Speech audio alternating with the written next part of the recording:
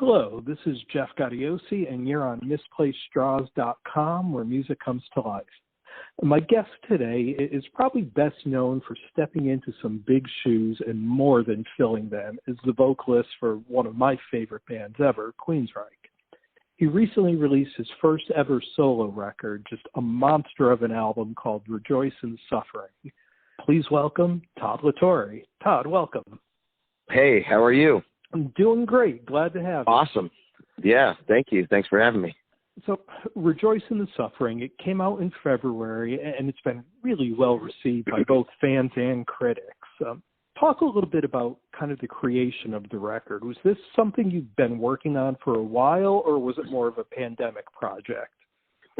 Both. Yeah, it's something I've been wanting to do for a long time. And my friend Craig, who co-wrote the album with me and played guitar and everything on it, we had some ideas that had been lingering for the last several years.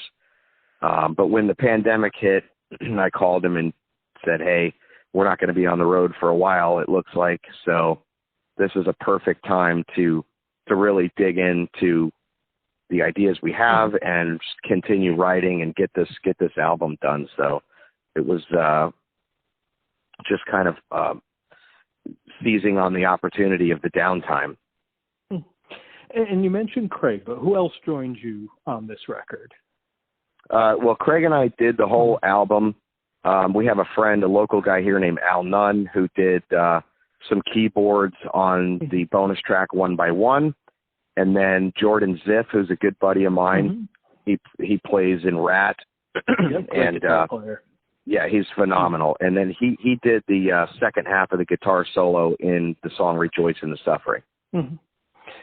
And you did all of the drums on the record. You began as a drummer. You did the drums on The Verdict. What does it feel like to you every now and then to just be able to put the mic down and get behind the kit and play?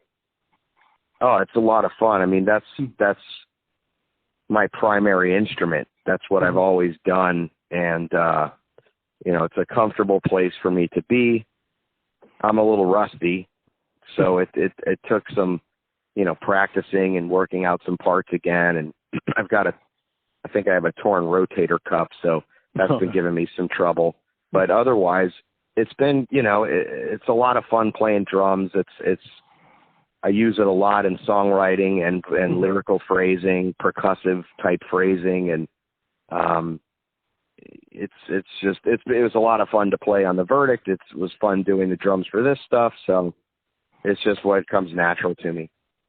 Yeah, and people that just know you from Queensryche may be surprised at how heavy this record is. It's much more of a traditional metal sound than the more progressive metal leanings of the three records you've done with the band. But I think when you look at your work outside of Queensryche, the things you guested on, this direction really fits you well. Is there a freedom in being able to do a solo project that's so different from the day job? Absolutely. There's a certain sound that Queensryche has that kind of needs to stay there.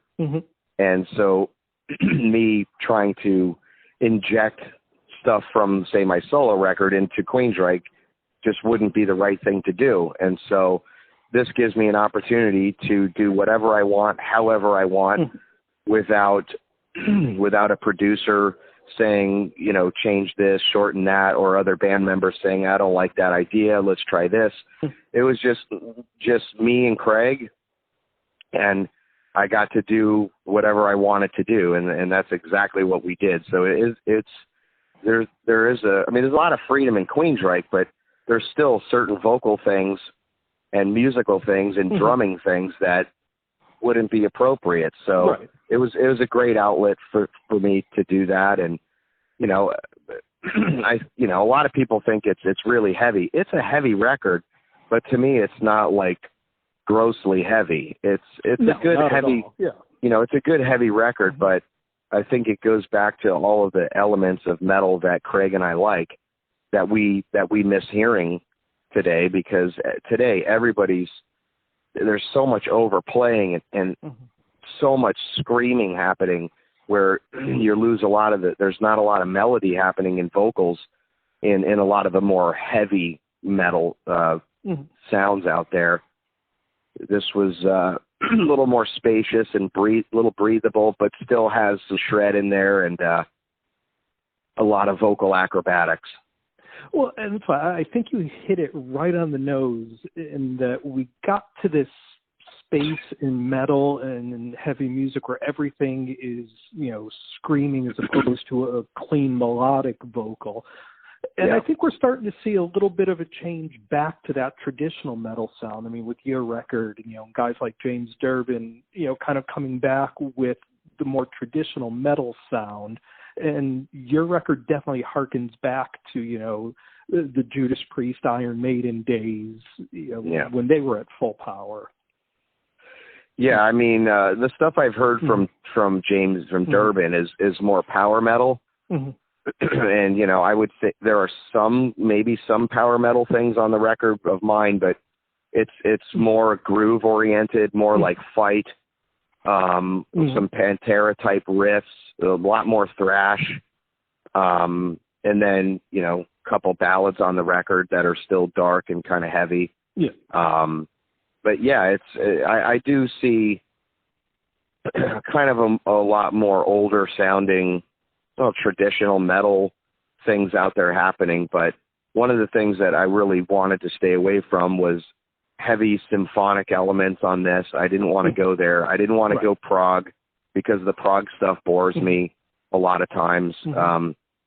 It's just too much happening. I just wanted good headbanging grooves that make you want to move your body and some good hooks and really memorable guitar riffs. That was kind of the headspace we were at with this. And lyrically, I mean, it's a very thought-provoking record, kind of like The Verdict was. When you dig into songs like Dogma and Pretenders and Vex, I mean, it really explores the world we're in. I mean, do you find inspiration, good and bad, just from the state of the world and what's going on today? Yeah, usually the bad. It's a lot easier to write about shitty things, But yeah, I mean, I'm an outspoken atheist, and so I like to talk about subjects that, and I'm not trying to persuade anyone to not believe in God or what to believe, but I do like to highlight some of the dichotomies that exist, and the song Dogmata is an example of picking, certainly the Abrahamic religions and saying, look, there's a lot of poison in here. There's some things in here that aren't so moral and pretenders. You have a lot of evangelists out there and snake oil salesmen and charlatans they'll do anything for a buck and try to sell you, blessed holy water and, put it under your pillow at night, like the tooth fairy for adults or something. It's like, it's just, to me, these are topics that I'm passionate about. I like talking about geopolitical issues, sociological issues. Critical Cynic is a perfect example of, a lot of the science denying that we see happening with the pandemic, and a lot of people not even believing their own eyes and ears. They think everything is bullshit, everything is fake. They think that they're researchers because they read a little bit on Google versus real researchers that spend decades of their life in laboratories and analysis and have doctorate degrees understanding this stuff. So, those are topics that I write about. Queensryche also, as you know, is always written about social issues and injustices and finding justice. So even though I might start out in a dark place, a lot of times I will try to come out on the other side of it with an optimistic perspective. Well, and that's kind of where I was. So it's not all gloom and doom, Right. Well, that's where I was going to go with it. Is I think one thing that impresses me a lot about your lyrics through the 3 Queensryche records, as well as on this, is it's not just taking a side and beating down the other side. You do try to show kind of a balanced picture of what's going on and a hope for it at the end rather than just coming out and trashing something. And I think that speaks a lot to just how powerful these songs can be. Yeah, it's like you got to peel back the layers. I remember when we did Blood of the Levant and we put that video out. That was about the Arab Spring and about how the Syrian war started with the two kids the kids vandalizing the school and saying, you're next, doctor, and all of this kind of stuff. And when we showed the video, there was actually comments that said, this guy's a socialist libtard commie, and is he bashing our military now? And I'm like, wow, dude, you missed it. you missed the whole point. And it's like holding the flower. What an idiot. Why is he holding a flower? And I'm like, well, because the peaceful protesters had a bottle of water and a flower while the military in Syria is, pointing their guns with live ammunition at these people. It was like a call to extending the olive branch. And, it's like people want you to chew their food for them. It's like, listen, we're highlighting ideas. And if it just gets you to think about it, that's all that we're trying to do. That's all that I'm doing. And, there are things that I am a little more literal on my own stuff, but, look, there's a right and a wrong. There's just you can't split everything down the middle and be like, oh, I'm not choosing a side. I'm clearly choosing a side when it comes to dogma. I'm clearly choosing a side when it comes to extremism in religion, where faith-based initiatives are now infringing on the rights of, I don't know, gay people having the right to marry or whatever. So to me, there is a clear line in the sand between right and wrong. That being said, I'm not trying to cram it down your throat. You don't even have to listen to it. But these are just, I don't write songs about fast cars and hot chicks. Right. I write songs that, if you listen to the old Queensryche stuff or Megadeth or even stuff from the whole Vietnam era, all that stuff still holds up today. And it's sad because you think that we would have learned from history. And sadly, we find ourselves a lot of times back where we started. And that's what the first verse of the intro to the song Vexed is about. And here we are again. Like, haven't we learned? Can't we just have a conversation, And I think, I know for myself, growing up, listening to Queensryche as those songs were coming out, my friends and I, the first thing you do is start looking up the references and figure out what it is he's actually saying. And I think that continues with what you're doing today. And it gets people who may not be sitting in front of the news looking into things and learning things because, God, this great song is, about this. What's he really talking about? And to me, that's just the power of music and what it can do. Yeah, and, there are certain little nuances in there, like in the song Critical Cynic, where it says, don't you plead the fifth when you pull the trigger. I'm not talking about somebody shooting something. I'm talking about when you have a position, like, you should be willing to waver from it, but at the same time, don't deny that that's your position. Like, you should own it, have conviction with it. Don't throw a smoke bomb in somebody's room and then haul ass. Stand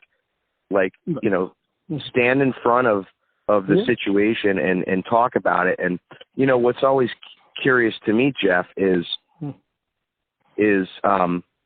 not so much trying to change someone's mind, because some people just are not going to change their mind, but I'm curious why people think the way they do more than that they actually do.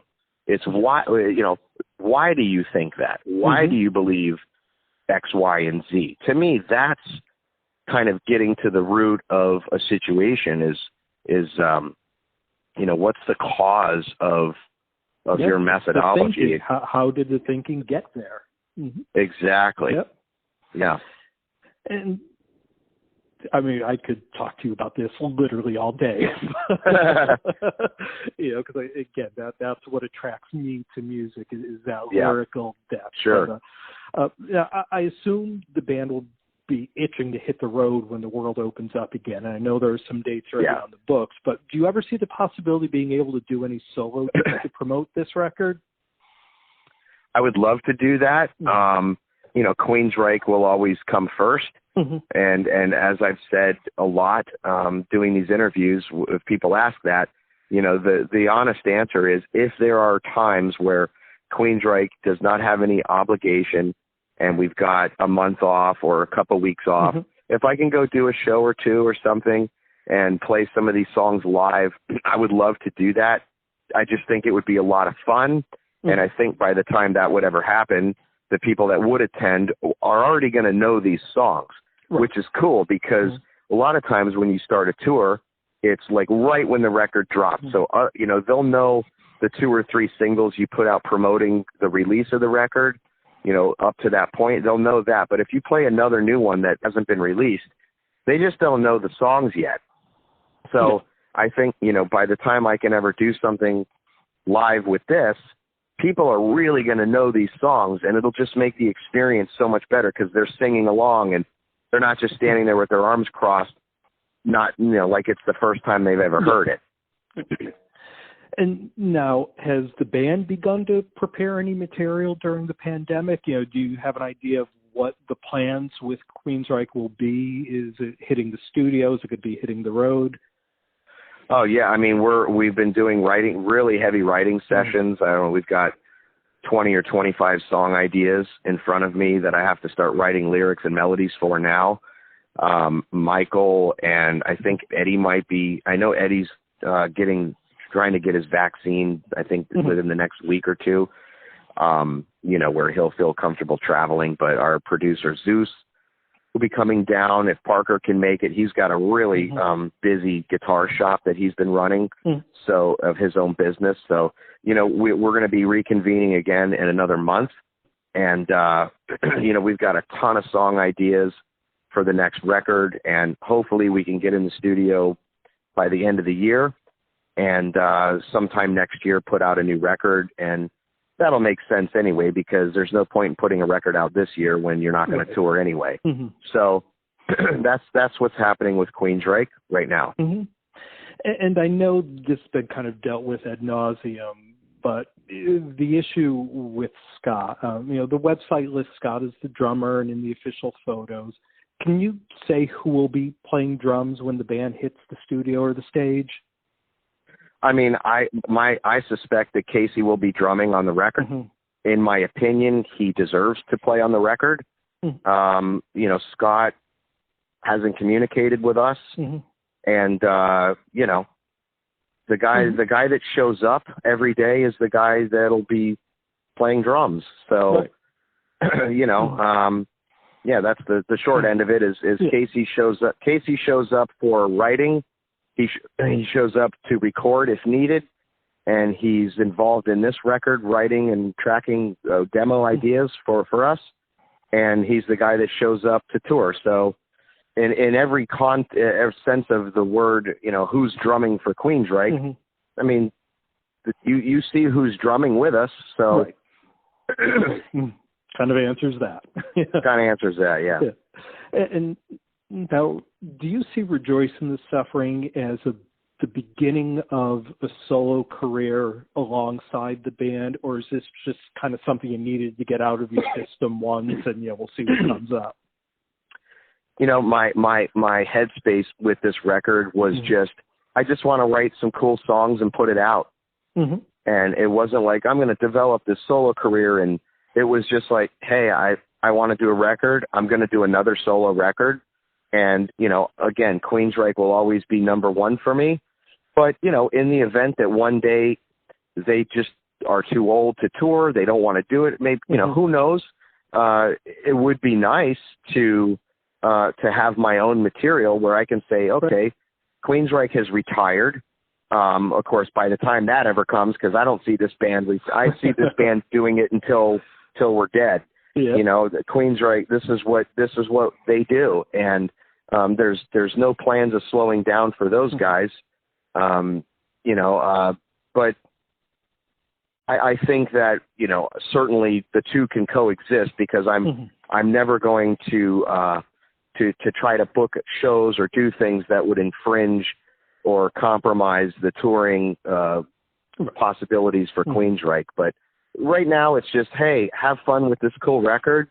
And I have, I'll write songs. I have some other songs for another one down the line, and I'll put another record out at some point. But it was really just the musical expression of it all. And we've been taking some time here talking with Todd LaTorre, and who has just a killer new solo record out called Rejoice in the Suffering. It's available everywhere. There's physical copies, there's streams and downloads. Any way you get your music, definitely look this record up. You won't be disappointed. Todd, thank you so much for taking some time to do this. It's been a pleasure getting to speak with you, and hope we get to do it again soon and say hello when you guys are on tour. Same to you, Jeff. I appreciate it. In closing, I know that I think that we have a date on the books for Mohegan again. I have to look at our master schedule, but I'm pretty sure there's a Mohegan in there somewhere. So we'll see you there. If that's the case, we'll see you there, man. So thanks for your time and interest, and have a great day. You too. Thanks a lot, Todd. Okay, bud. Take care. Bye.